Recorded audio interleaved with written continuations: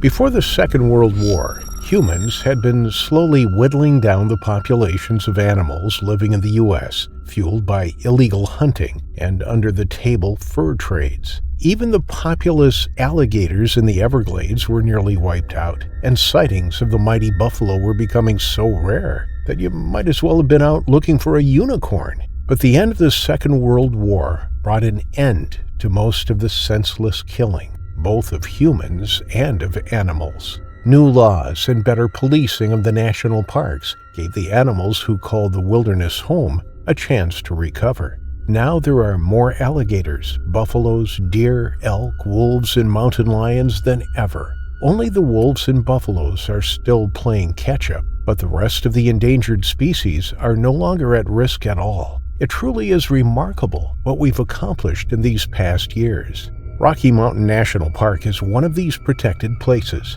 It's teeming with wildlife, and people come from all over the country to see them. But with rising populations also comes greater risk, especially when people continue to move deeper and deeper into the wildest areas where predators roam free. In July 1997, a female mountain lion was out on the prowl. By now, she was an experienced hunter and often took down heavy game like deer. But her progressing pregnancy was starting to make movement difficult for her. The big game was no longer an option. Even the old bucks and small calves that were usually easy pickings were always surrounded by younger and stronger deer with heavy hooves. With her limited mobility, those hooves could be the death of her, or at the very least, the death of her cubs before they were even born. She needed a few decent kills to sustain her for the first few weeks after she gave birth. She wouldn't be able to leave the den that she'd already prepared for her upcoming litter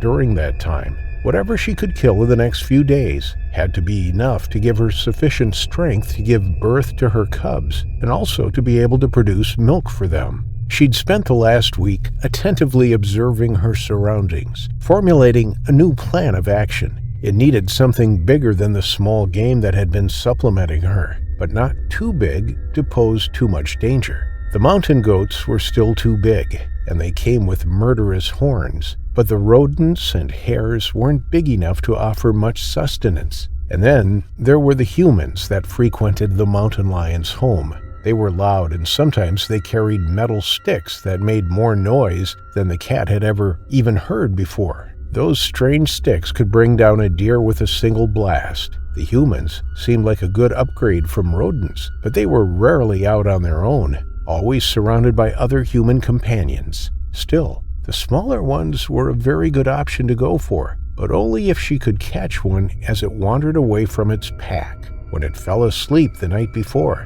the cat was mulling the details over in her mind, and by the time it woke the next morning, she had formulated a plan. And right as it predicted, like every morning, the small groups of humans came into the wilderness at the crack of dawn. Small families, large groups of friends, and pairs of lovers drifted into the wilderness at the early hours of the morning. Most of them walked the trails to Cascade Falls. The waterfall was the main attraction of that part of the park, and it was so well traveled that animals big and small avoided drinking water there at all. Instead, they preferred to go downstream a few miles to avoid the people altogether. The cat watched several groups go by, waiting until a band of humans came in that had smaller ones with them.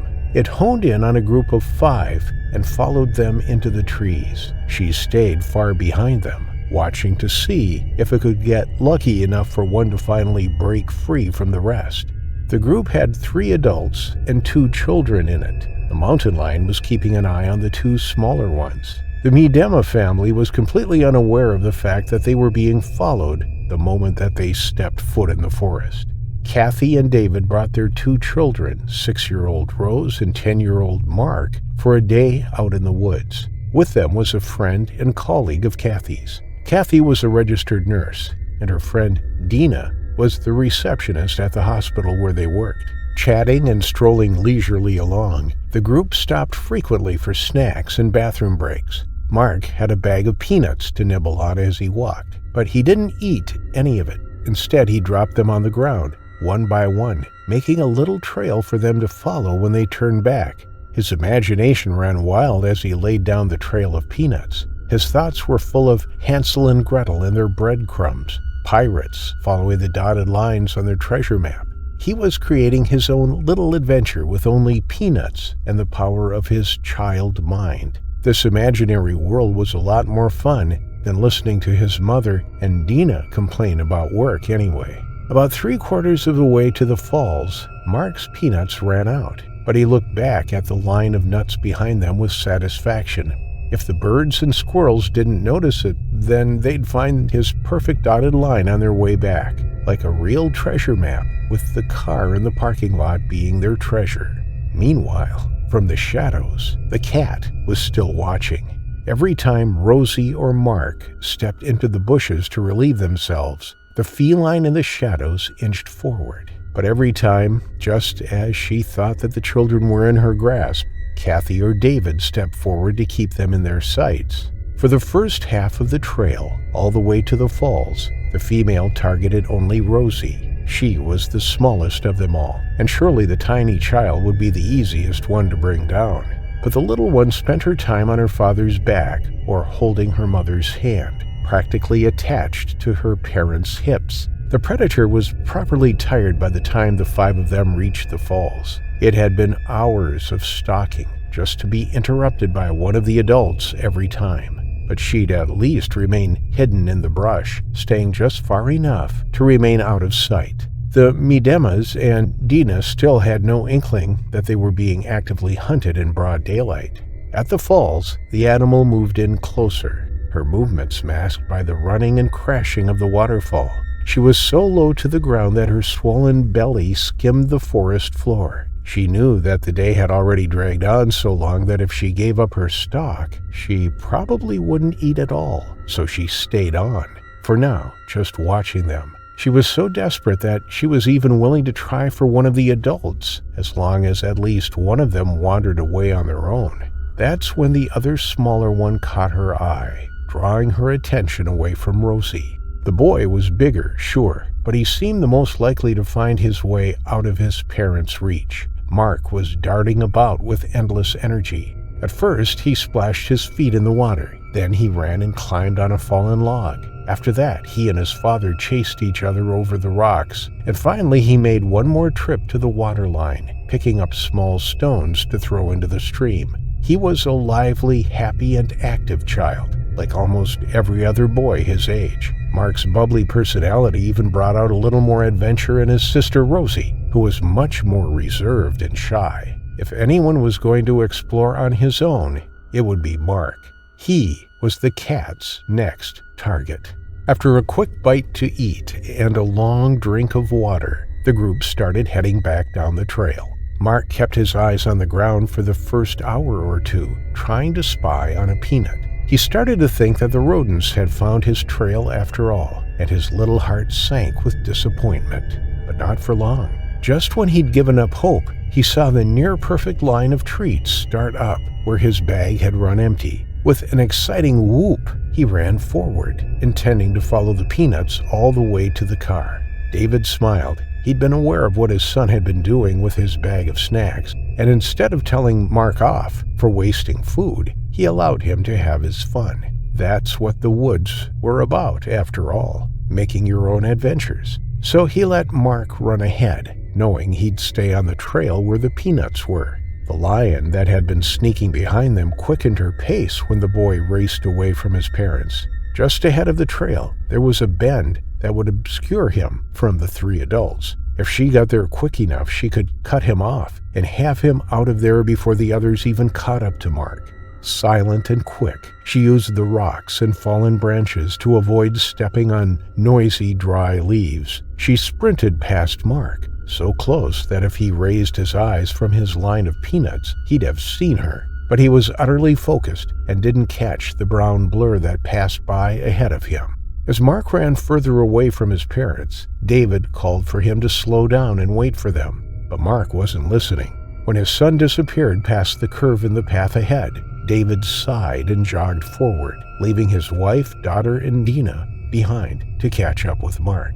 By the time Mark turned the bend, the feline was already in position, and David was still many yards behind them. Crouched behind some bushes, she heard the thump of the bigger man's steps as he jogged closer. She'd spent the whole day being patient. This was her best and probably her only chance to get at the child. If she didn't act now, she'd be hungry for another day. Then Mark ran by, his head still down, looking for more peanuts. The predator leapt at him. The weight of her belly barely slowed her down when she was airborne, thanks to the incredibly muscular legs that propelled her up and forward. Mark saw the movement and jerked his head up.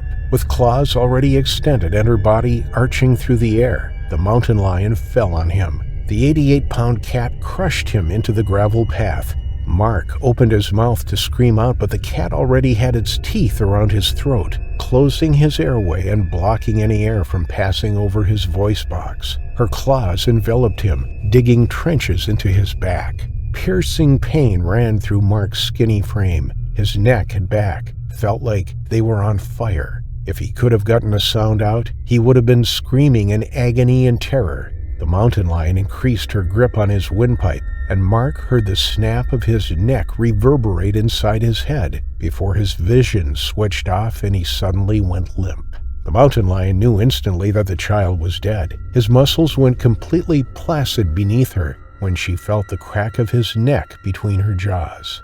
From behind the bend, the sound of sneakers hitting the path was almost upon her, so she released her hold on Mark and grabbed him by his dark hair instead. She dragged his body off the path and into the bushes that she'd just leapt out of. But before she could get the boy out of sight, the father came around the corner. His sneakers came to a sudden halt when he saw his only son being dragged across the trail by the huge predator. She met his eyes, and her gaze brought David out of his shock. With a scream of terror and sorrow, David stormed at the lion. Thoughts of his own safety didn't even register with him. Only the life of his son mattered now, no matter what the monster was that had Mark in its claws. The cat did not expect the man to reach them so soon, and she certainly didn't expect him to make the noise that escaped his mouth. The next moment he rushed at her, startling her enough to make her let go of Mark's scalp, taking a patch of skin and brown hair with her as she turned her clumsy body around and fled into the trees. David's screams alarmed Kathy and Dina, and they ran down the path, leaving their conversation hanging in midair. Rosie was riding on her mother's hip, and she held on for dear life when her mother suddenly sprinted forward. Kathy found David crouched beside the terrible sight of her young son lying bleeding on the ground. And even with all of her medical background as a nurse, she knew that the severe angle of his neck meant that it was too late. She still ran forward, shoving Rosie into Dina's arms. Kathy ripped David's shirt right off his back and wrapped it around Mark's torn-open neck, but the blood no longer flowed with the steady pump of a heartbeat. It just seeped out steadily. While Kathy attempted CPR and applied pressure to her boy's neck, Dina was already running ahead with Rosie bouncing on her hip. She found a group of mountain bikers less than a mile ahead, and they rode in to get some help. But by the time Dina returned, Kathy and David were sitting numb with horror, no longer struggling to bring Mark back.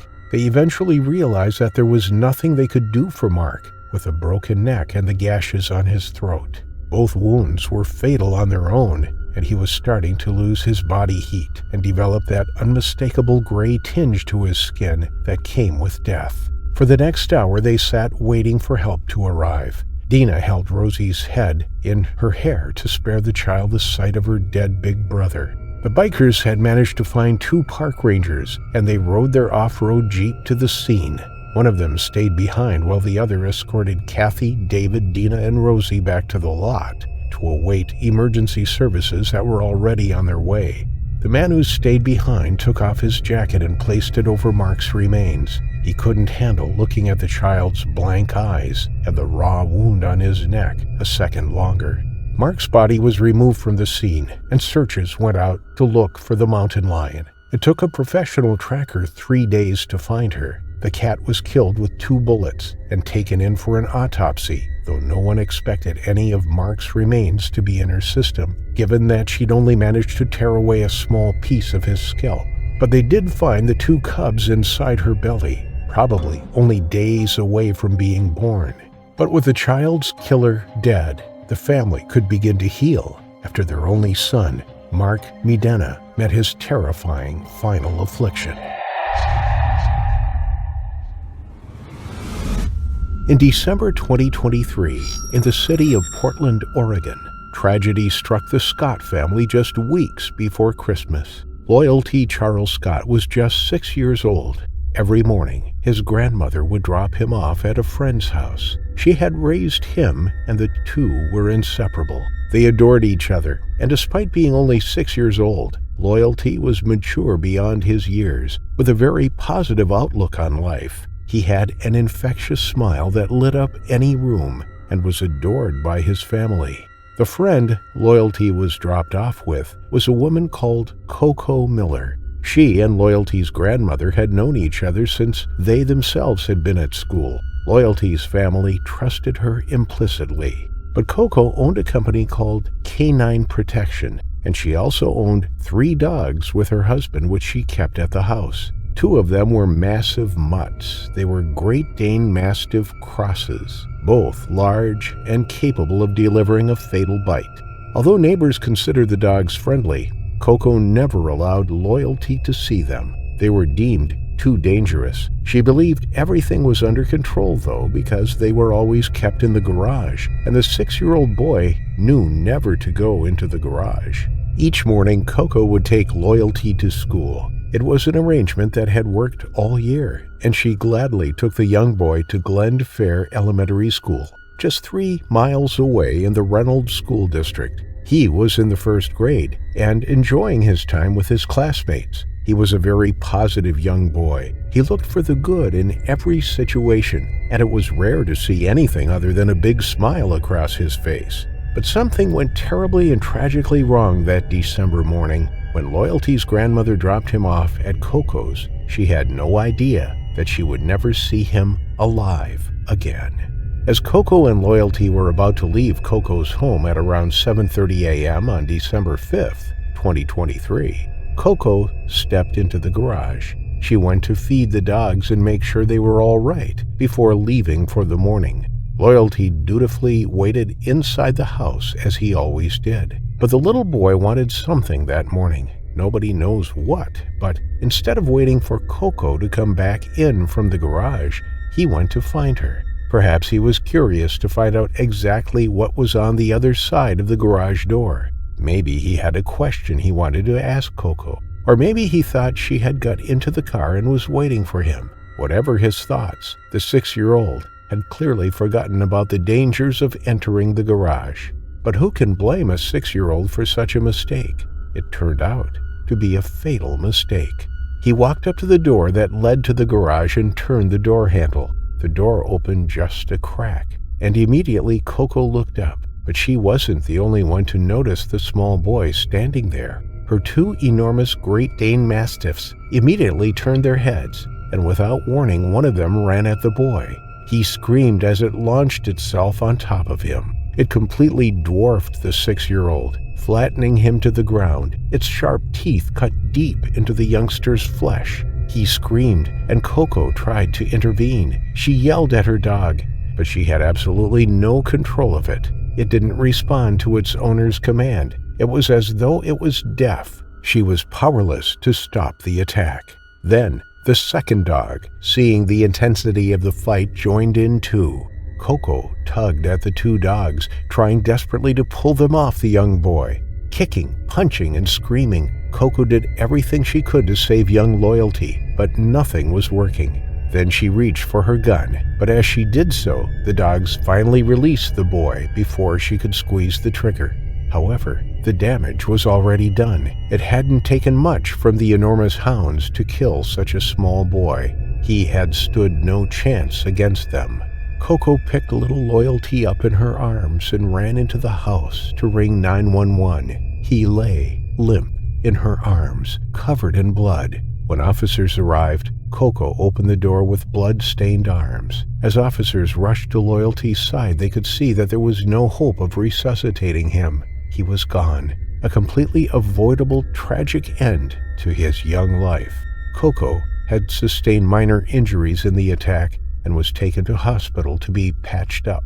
Moments later, Loyalty's family received the devastating phone call that Loyalty had been attacked by the dogs. When they arrived at the scene, they were then confronted with the news that their beloved Loyalty hadn't made it. As news spread of the terrible incident, staff and pupils at Loyalty's school were left devastated by the news. He had an infectious energy that will be sorely missed by those at Glenfair Elementary School. Staff paid tribute to him on social media, saying that they would miss laughing, playing, singing, dancing, and smiling with you, Loyalty. The 2 Mastiff crosses, both of which were unlicensed, were taken into care straight away and euthanized a few days later. They were considered too dangerous to release back into society. For some reason, they had seen Loyalty as a threat when he had opened the garage door. The garage was their domain, and they were not used to having trespassers in there. Either they were defending their territory or defending Coco, their owner. A third dog at the property that did not appear to be involved in the attack was taken in by Multnomah County Animal Services. Its fate is unknown. There had never been any complaints about the dogs at Coco's address before. Some of her neighbors even claimed that the dogs, although large, were friendly and placid animals that they petted as they walked past. Nobody knows exactly why the dogs attacked an innocent little boy that day, but Coco must have known that they posed a threat. Otherwise, she wouldn't have warned Loyalty to stay away from them and the garage. At the time of the attack, Portland police were investigating whether criminal charges needed to be brought against Coco or her husband for keeping dangerous animals at their property. Although details have not been released, Coco was eventually charged in connection with the incident. In the U.S., there are between 30 and 50 fatal dog attacks every year, with around 13,000 people being hospitalized from dog bites. Although some states ban certain breeds of dog, Oregon does not have any restrictions on dog breeds. It is down to individual cities or counties whether certain breeds are banned or not. Experts say that there is very little you can do if a dog decides to attack. If the dog is small enough, then you can fight back, going for the vulnerable areas like the eyes and using your weight to subdue the dog. But if it is much bigger and more powerful like a German Shepherd or Rottweiler, then curling up into the fetal position and protecting your neck, head, and underside is a priority. The Portland Police Department kindly offered to pay for Loyalty's funeral expenses. They themselves had been affected by the shocking incident and felt like it was the least they could do after Loyalty Charles Scott's terrifying final affliction. Dirlissum Oliveira Paiva was a happy little boy. He was 10 years old and lived with his family in Brazil. In January 2022, he and his family moved to the rural area of Brasil Novo in the north of the country. The community was near the Amazon River and surrounded by lush green jungle. It was a beautiful but dangerous place to live, especially for an adventurous 10-year-old boy. On July 27, 2022, young Dirlissum grabbed his fishing rod and told his father that he was heading out to catch fish at a nearby pond. It was somewhere the two of them had been many times before, but that was the last time his father saw him alive. The young boy wandered off through the trees towards a clearing. When the trees opened up, sunlight penetrated the canopy, illuminating a large pond in the middle. Dirlissum and his father had fished there recently. He cast his rod into the water and sat on the bank, waiting for a bite. Tragically, one was about to come, but not the kind of bite the young boy was hoping for. A predator was less than a mile away in the heart of the jungle. It raised its head and sniffed the air. It was on the hunt. A waft from the youngster drifted on the gentle breeze. The smell enticed the creature to investigate. It was large and jet black, one of only 600 in the entire world. It was a black panther, a melanistic color variant of the jaguar. Black panthers are incredibly rare, but they are just as lethal as their sandy-browned counterparts. They are obligate carnivores, surviving purely on meat alone. They are expert hunters, walking through the dense jungle habitat, listening, watching, and waiting for any sign of potential prey. Once detected, they will home in on it, silently moving closer until within striking distance. In the Brazilian Amazon, there are thought to be around 79,000 regular jaguars. They typically feed on capybara and giant anteaters, but they also prey on marsh deer, peccaries, turtles, and caiman. They are excellent swimmers and even hunt and catch fish underwater. In some areas, they are active primarily during twilight and at nighttime, but in the dense Amazon rainforest, they prefer to hunt during the day.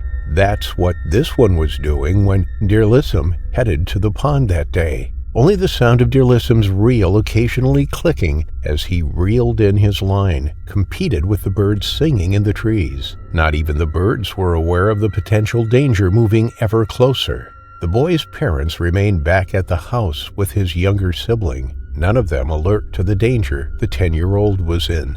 All were blissfully unaware. Through the trees, the jaguar finally spotted the boy. It had followed his scent, pricking its ears to listen to the sounds of the wild before stepping closer. It could see that the boy was transfixed on the pond in front of him. It moved around to the back of him, concealing its approach. It moved to his blind spot, something characteristic of the large feline. In the shadows of the forest, the black jaguar was camouflaged. Only its lighter-colored eyes could be seen peering out from its black face. They locked onto Deerlissum. It placed each paw carefully and silently on the soft, muddy ground, the paw prints leaving a trace of its presence, giving away the culprit of the imminent attack. Just feet from the edge of the pond, the jaguar was ready to pounce. If Deerlissum had looked behind him now, he would have stared right into the eyes of one of South America's most powerful predators. But he didn't hear a sound. Then it struck. It sprung forward. It latched its powerful jaws around the young boy's head, clamping down with its long, sharp canine teeth. Not going for the neck like other large cats, the jaguar will instead use its incredible bite force, exceeding 1,500 psi, to crush its prey's skull. Deerlissum tried to put up a fight. He couldn't see what was attacking him from behind. He felt the full force of the jaws around his head and thrashed his arms around, trying to hit it off him. He had been knocked forwards under the weight of the large animal and was lying face down in the dirt. He kicked his legs, but he couldn't fight the predator off him. His screams and cries for help went unanswered, the terrifying sounds absorbed by the jungle surrounding him. It was only seconds before the jaguar delivered its fatal bone-crushing blow. Deerlissum lay still. The jaguar began to drag the body away. It clamps its teeth onto the boy's cheeks, tearing his skin and disfiguring his face. But then it heard something and stopped. Not far away came a noise, the sound of people coming closer. The jaguar dropped the boy and ran off into the undergrowth, leaving its prey behind. Deerlissum's father had been wondering where he had got to. He was supposed to be home by now, but hadn't shown up. He ventured into the jungle along with some neighbors, calling out his son's name. There was no reply. All was quiet. They followed the trail that had been beaten through the undergrowth from the village to the pond. It twisted and wound around the trees. They stepped over tree roots and ducked under branches. Then they came to the clearing. There was no sign of Deerlissum anywhere. They called out his name again. No reply. Then they spotted his fishing gear on the side of the bank. As they walked up to it, they could see some fresh blood on the ground. It was dark red, spattered on the leaves and pooling on the soft mud. As they inspected the site, they found some torn clothing.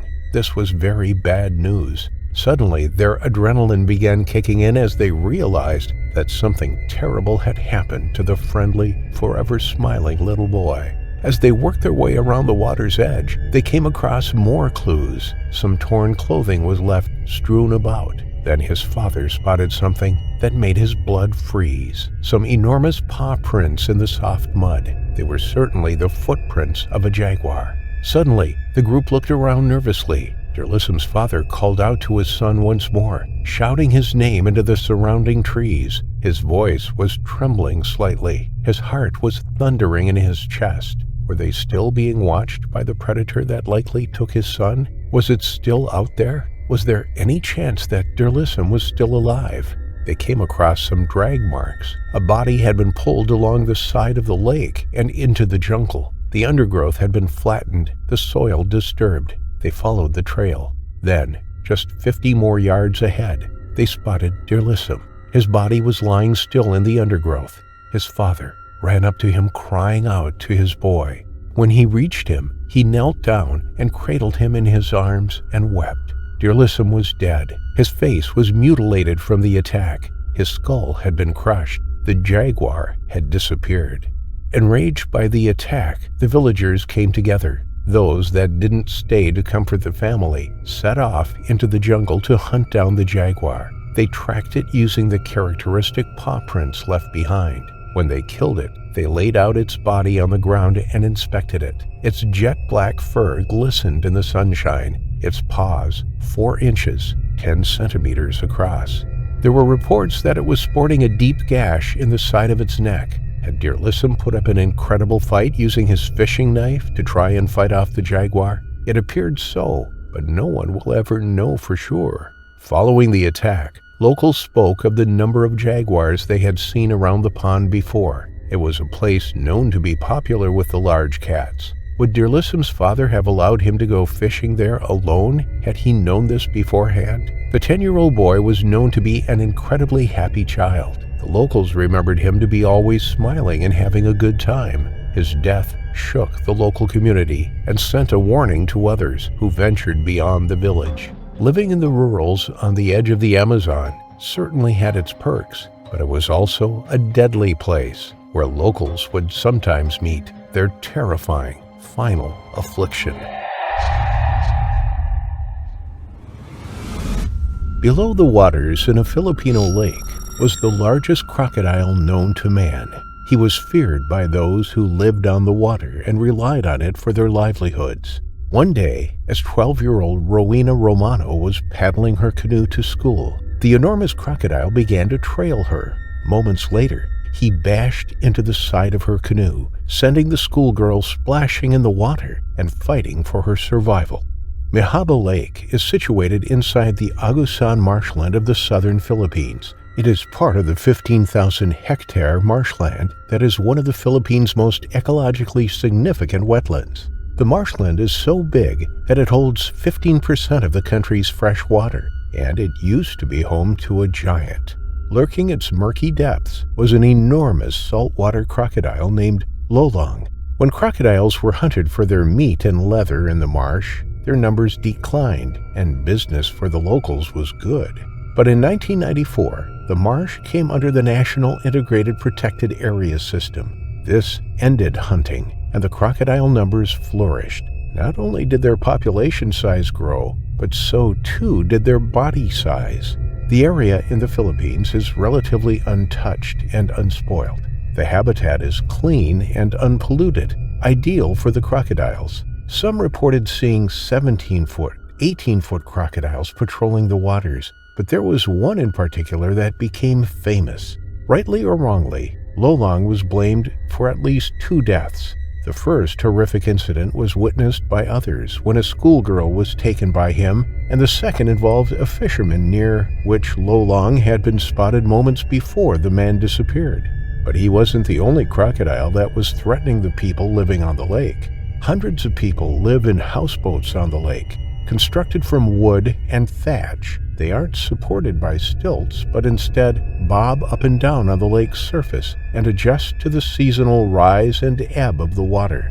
The people who live there are the Agusan Manobo, some 4,000 indigenous people of the swamp who make a living on the lake. They move across the water in long, dugout canoes, the edges of the boats just inches from the surface of the water. They travel through the waterways and into the center of the lake to fish for carp and collect snails and other marine foods. School children head across to the floating schools. There used to be a time when the crocodiles, thought to be around 5,000 in the area, would swim alongside the canoes. Then, when the locals made loud noises or splashed their oars in the water, they would turn and hurriedly swim away.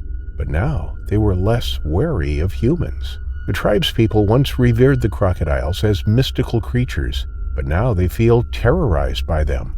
For generations, crocodiles were thought to hold the spirits of tribal ancestors. But now that there has been an increase in the number of attacks on people, even the elders are beginning to threaten action.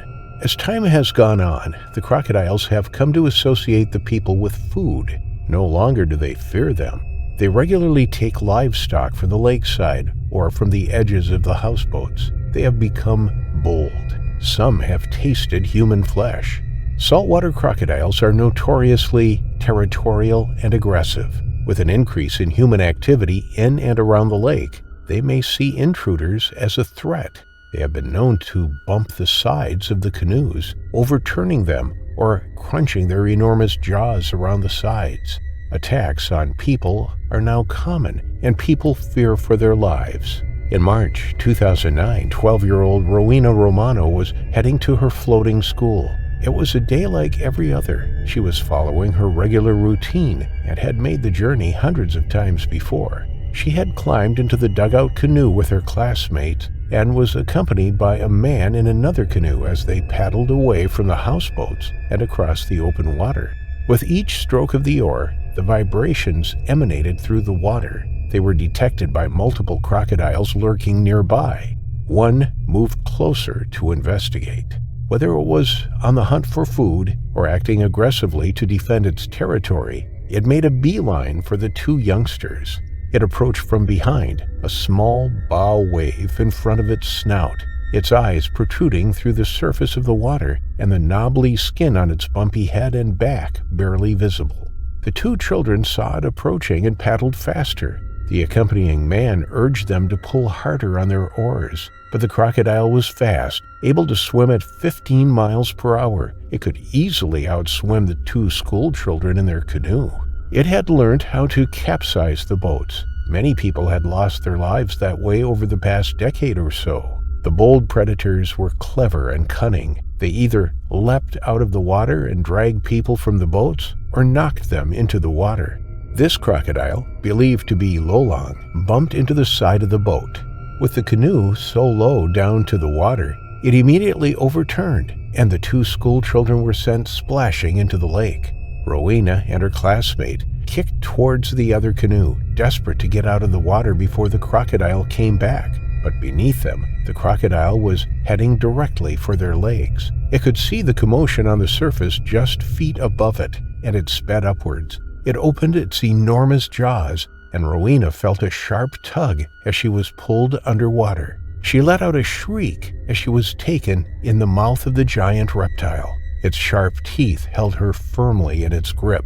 The crushing sensation was unbearable, and it felt as though her lungs would burst as she was dragged deeper and deeper into the lake's abyss. It was less than a minute, and she drowned in the crocodile's jaws.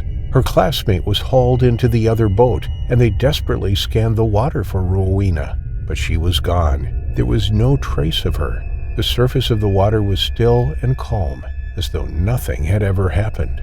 Following the unbearable tragedy of losing yet another one of their own, the communities along the lake were determined to do something about it. They knew that Lolong was the largest and most ferocious of the crocodiles, and they were hell-bent on finding him. The search continued for days. On the third day, they didn't find the crocodile, and instead they made a gruesome discovery. It was Rowena. Her headless body was found badly mangled amongst the reeds. Finding the young schoolgirl only spurred the residents on to catch the culprit before it could do any more damage. It was a fruitless hunt, and they came up empty-handed. But when a fisherman was taken a couple of years later, thought to be by the same croc, the hunt resumed. The local government of Bunawan town assembled a hunting party. It took 3 weeks before Lolong was captured. Upon capture, he was given his name, which was in memory of one of the trappers who died of a heart attack on the eve of securing the monstrous crocodile. The enormous reptile was transported to a pen in Bulawan. Whilst animal rights activists called for his immediate release, the mayor of Bunawan town, Edwin Cox Ilorde, insisted that the crocodile would be killed by locals if he was returned to the wild. He expressed his interest in creating a crocodile nature reserve to remove some of the largest crocodiles from the lake to keep the people safe. Lolong became an instant celebrity. People came from far and wide to marvel at his immense size. Now that he was secured, he could be formally measured. He came out at 20.24 feet, or 6.17 meters long, which was a new Guinness World Record for the largest saltwater crocodile in captivity. But his stay in captivity would be short-lived. Having spent his 50-year life in the wild, unrestricted and able to exhibit his natural behavior, the confines of his new cage took its toll on him. He developed serious signs of distress, and after just 2 years, died from a combination of stress and a fungal infection that couldn't be treated. Such apex predators aren't designed to live a life behind bars. Instead, perhaps there should be programs that educate people about the invaluable importance of crocodiles to the ecosystem. Whilst he was held in captivity, visitors who came to see him were handed leaflets about the importance of the species and their endangered status in parts of the Philippines. The local government were trying to get the message across, but maybe more should have been done. A conservation project in a place called San Mariano Town in the northern Philippines almost lost their population of crocodiles due to harmful fishing methods and active crocodile hunting. But through education and conservation, the population of this iconic species has bounced back. It is possible for people and crocodiles to live side by side. There are talks of creating a crocodile reserve in one section of Mihaba Lake and culling to keep their population numbers more manageable, allowing locals and crocodiles to live within the same environment without locals fearing any crocodiles bringing them to their terrifying final affliction. A wolf-dog hybrid is the offspring of a wolf and a dog, bred either intentionally or by mistake, but their temperament can be challenging. Not fully wild and not fully domestic, wolf hybrids can be unpredictable, difficult to train, and aggressive. They are probably not the best family pets to keep, especially when your family includes a 3-month-old baby. About 20 miles from Birmingham, Alabama, lies Chelsea. It is considered the fastest-growing city in Shelby County and is home to 15,000 people. The town's motto is, "All about family," and the town certainly seems to cater to families. There are hiking trails to explore across 750 acres at Double Oak Park, and plenty of restaurants and eateries. But on November 30th, 2023, for one family that called Chelsea home, their lives were about to be turned upside down. Unknown to authorities, because notification isn't a legal requirement, the family kept a dangerous pet, a wolf hybrid. These are the offspring of domestic dogs that have bred with wolves. Their appearance is very wolf-like. They have a more wild nature and natural way about them. They look incredible and strong. Owning one makes for a stunning addition to the family, but they do not make good pets. Domestic dogs have been bred to rely on humans over thousands of years. Their behavior is molded to our needs, and training them is relatively easy as a result.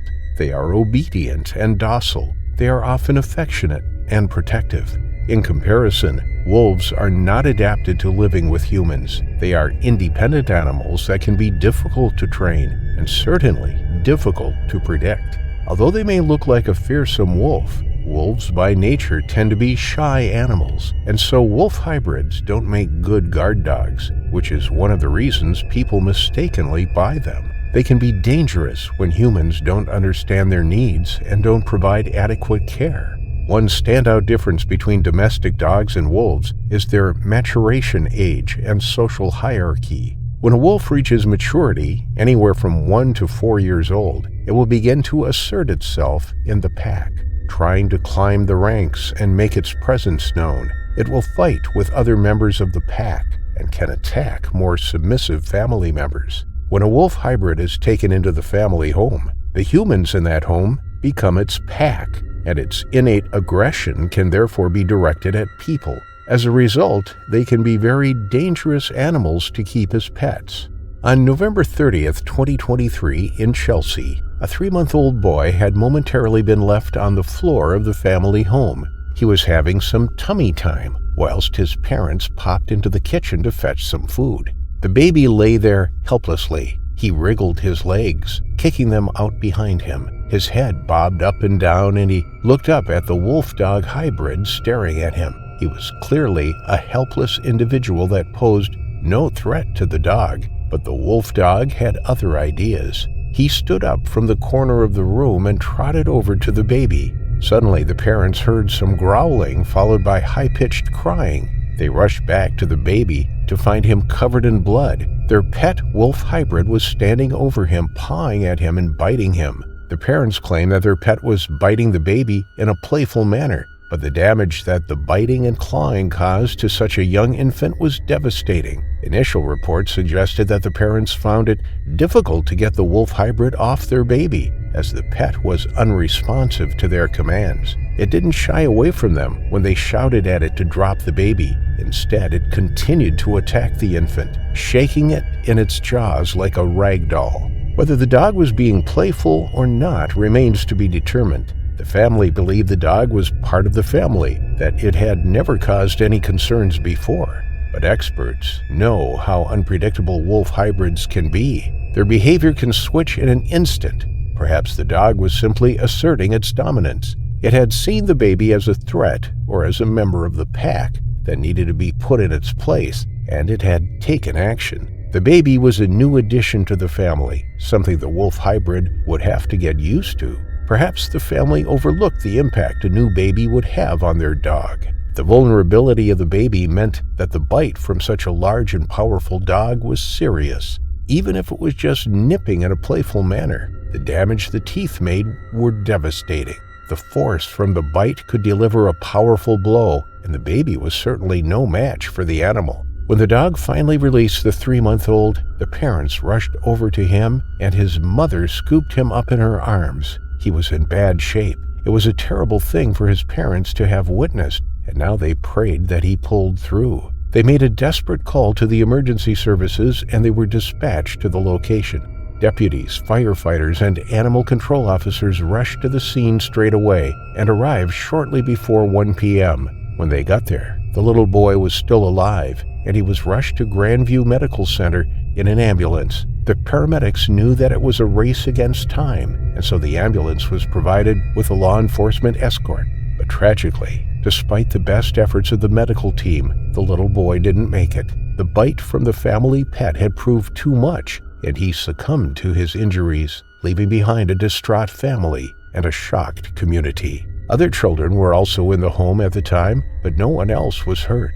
It was a devastating thing for the family to witness, and something that will likely haunt them forever.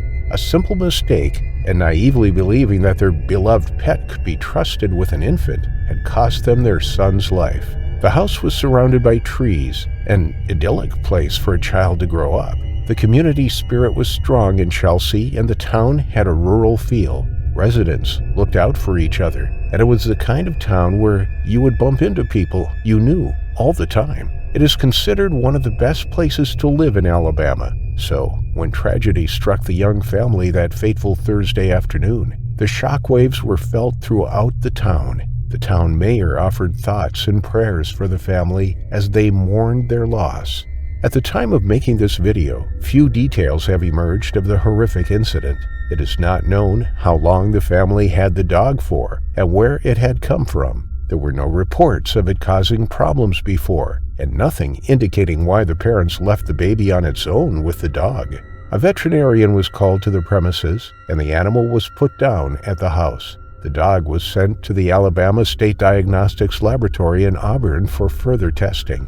Its genetics were known, and they confirmed that it did have wolf blood in it. Chelsea Mayor Tony Picklesimmer said that if people own an exotic pet, then they need to consider the additional responsibilities that requires not only to keep your family safe, but also your neighbors. An investigation into the infant's death is being conducted and a post-mortem carried out. In other parts of the world, certain breeds of dog are banned. In the UK, for example, the Pit Bull Terrier, Japanese Tosa, Dogo Argentino are banned and cannot be kept by anyone living there. Perhaps the wolf-dog hybrids should be a banned breed, given their dangerous tendencies and the difficulty in training them. Hybrid wolves are considered exotic pets, whilst most states either ban all exotic pets altogether or allow some to be kept under strict laws and licensing. Alabama is one of just 4 states that has no code against exotic pets. Maybe a change in the law is necessary to keep people safe. The International Wolf Center explained that thousands of pet wolves or hybrids are abandoned or rehomed every year because people are unable to look after them. Owners are unaware of their wild nature and unpredictability. They require significant mental stimulation, otherwise they can develop destructive and sometimes aggressive behaviors. This was a truly tragic incident that could have been avoided if hybrid pet owners were made aware of the dangers of keeping a semi-wild predator under their roofs. Unfortunately, this won't be the last wolf hybrid attack on pet owners as long as the laws allow these animals to be pets. Their unpredictable and wild nature will almost certainly lead to another innocent person's terrifying final affliction. The Gaza Strip, known the world over for its ceaseless battles between Palestine and Israel, is home to some 2.3 million people. The Palestinian territory is considered one of the most densely populated regions in the world. Labor and trade are restricted across its borders with Israel and Egypt. Ruled by the terrorist organization Hamas, it is blanketed in poverty and everyday freedoms are withheld as people live in constant fear. Almost a fifth of children under the age of 5 are malnourished, and there are frequent shortages of water, electricity, and medicines. It is probably the last place in the world where you would expect to find a zoo. However, in the southern Gaza town of Khan Yunis, a small private zoo called Asda Park is one of the few that are open to the public. Situated just 2.5 miles east of the Mediterranean Sea, it is the second largest city in Gaza and is known for its open-air markets, or souks.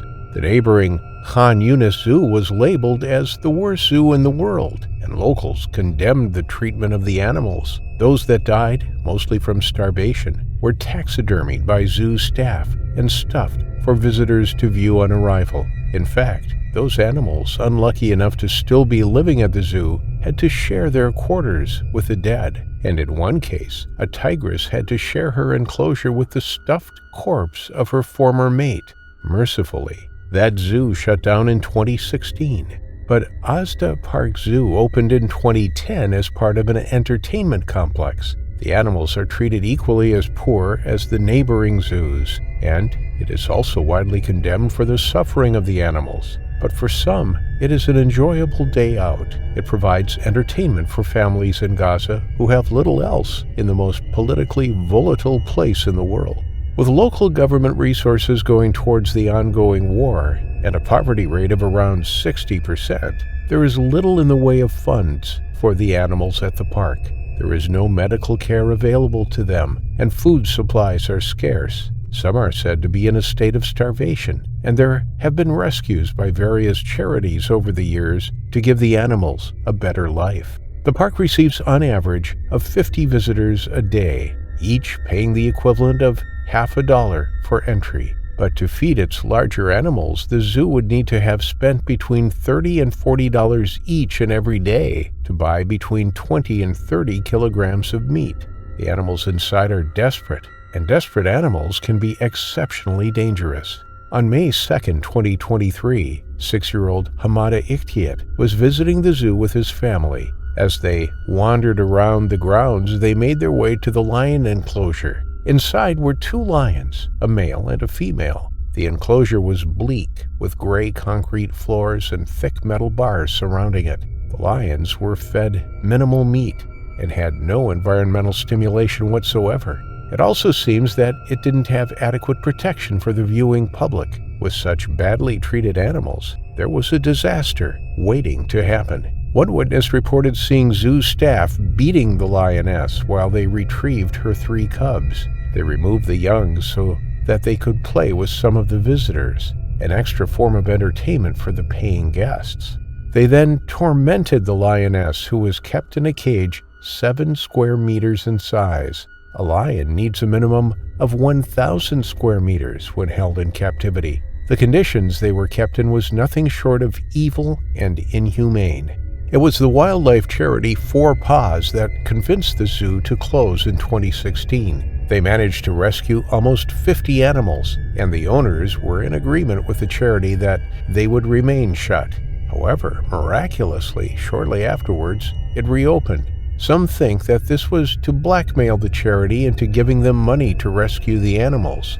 4 Paws had indeed paid money, but this was to cover the cost of medical bills and food to ensure the animals were well enough to be transferred to more suitable parks and sanctuaries around the world.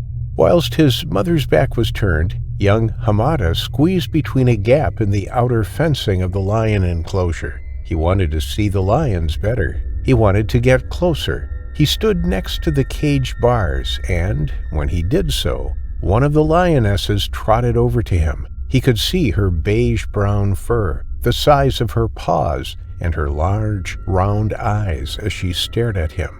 In less than a few seconds, she stood just inches from Hamada. Then, without warning, she reached through the gaps in the bars with her paw. Her claws, 4 inches long, protracted as she grabbed the 6-year-old and yanked him towards her. The little boy screamed, and his mother wheeled around to see her son's head in the jaws of the lioness. The warm stench of her breath filled his nostrils, the sandpapery tongue rough and wet on the top of his head. The lion was pulling and tugging at the young boy. She was trying to pull him into her cage. The boy's tiny, helpless body was limp and at the mercy of the lioness as he was repeatedly pulled back and forth between the bars.